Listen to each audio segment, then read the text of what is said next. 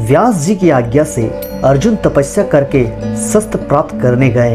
अपने तप तथा पराक्रम से उन्होंने भगवान शंकर को प्रसन्न करके पाशुपतास्त्र प्राप्त किया। दूसरे लोकपालों ने भी प्रसन्न होकर अपने अपने दिव्यास्त्र उन्हें दिए। इसी समय देवराज इंद्र का सारथी मातली रथ लेकर उन्हें बुलाने आया। उस पर बैठकर वे स्वर्ग गए और वहां देवताओं के द्रोही असुरों को उन्होंने पराजित किया।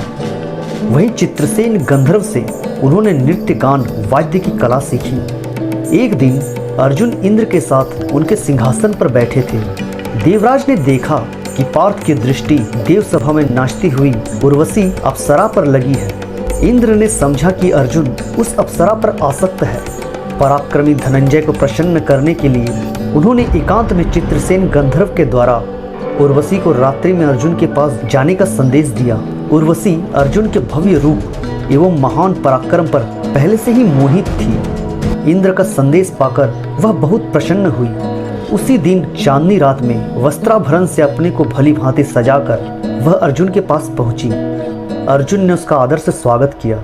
जो उर्वशी बड़े बड़े तपस्वी ऋषियों को खूब सरलता से विचलित करने में समर्थ हुई थी, भगवान नारायण की दी हुई जो स्वर्ग में सर्वश्रेष्ठ सुंदरी थी, एकांत में वह रात्रि के समय अर्जुन के पास थी। उसने इंद्र का संदेश कहकर अपनी वासना प्रकट की। अर्जुन के मन में इससे तनिक भी विकार नहीं आया। अर्जुन ने कहा, माता, आप हमारे पुरु वंश के पूर्वज महाराज पुरुवार की पत्नी रही हैं। आपसे ही हमारा वंश चला है। भरत कुल की जननी समझकर ही देव सभा में मैं आपको देख रहा था और मैंने मन ही मन आपको प्रणाम किया था।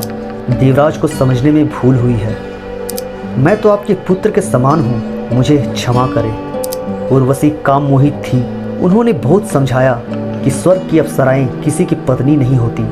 उनका उपभोग करने का सभी स्वर्ग आए लोगों को अधिकार है।